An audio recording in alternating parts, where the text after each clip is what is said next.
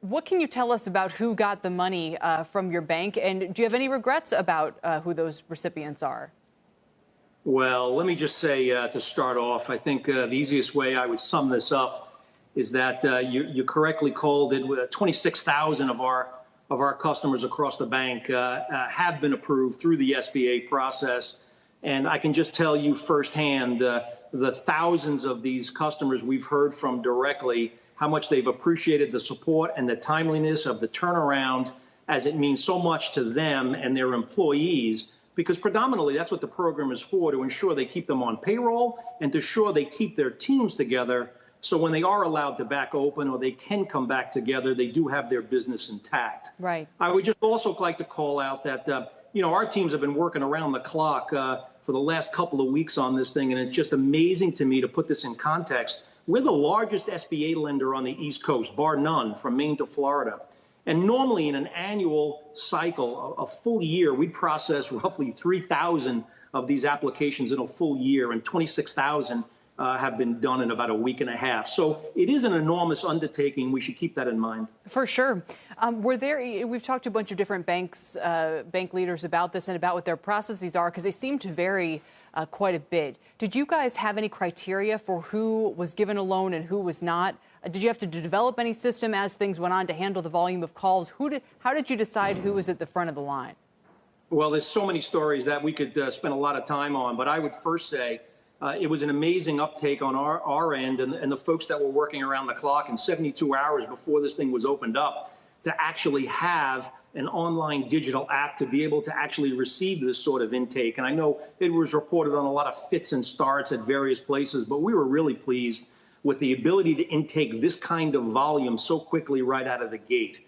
But needless to say that behind the scenes, so much actual manual process was going to be involved behind the scenes to process this and process it through the SBA and the guidelines that were set out. We're also very happy that we were able to take applications from all of our small business customers, whether they were borrowing or non-borrowing, as long as they were a customer of TD. Right. So I guess my question is, did literally every person who asked for a loan receive one? How many people are still kind of left hanging throughout the application process? And did you have to decide or ask them, hey, have you done layoffs or are you planning to? I anecdotally heard another story recently about a company that said, well, we realized if we had to maintain payroll at the size it was when we applied for the loan, we'd lay everybody off first, then apply for the loan with a smaller workforce, because then we could say, as time went on, well, we only had to keep it at that size. Many good questions. I would just say the primary criteria to start with, we followed the rules the way the legislation was passed.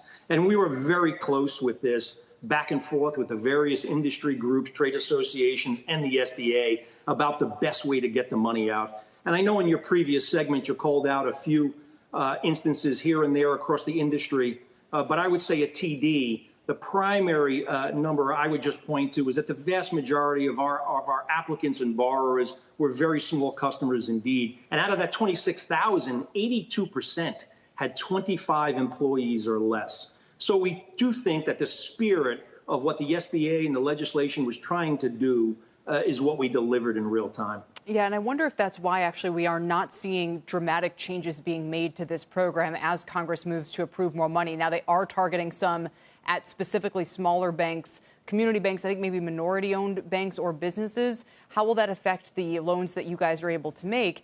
And, effectively, do you think this program has accomplished its goal, or has it been misused? Yeah, so, I guess we'll have the debrief when all is said and done about who got offsides and who didn't. But I feel really good at TD, in addition to our TD Cares program and all the other things that we're doing to help customers and borrowers and small businesses real time, working around the clock to get these things done. As this next wave of money looks like it comes online, remember, it passed the House. We'll wait to see it pass the Senate. Pass the Senate, and we'll wait to see it pass the House and then signed by the administration. We think keeping it under the basic parameters that the program was originally under was probably the prudent thing to do, with some carve-outs for things that they want to accomplish for the next round. It would have been much too difficult to change the program in a dramatic fashion and yet still get the money out. in a reasonable time frame. You said that 82% of your applicants had less than 25 employees. How many people are still pending in your approval process but haven't received money? Yeah, it's a great question. We have at least as many still waiting to get through the process before the funds ran out at the SBA as we did. That's already made its way through. And we're working through those real time, including working with borrowers and customers to clean up applications where there was incomplete or missing documentation. As you can imagine, with such an onslaught of volume, there were bound to be just a ton of this that would have been incomplete. And we're working through this real time, but we think we're going to be in a good position if this does open up later in the week to get the balance of the volume through. All right, 26,000 applications already. Greg, thanks for joining us.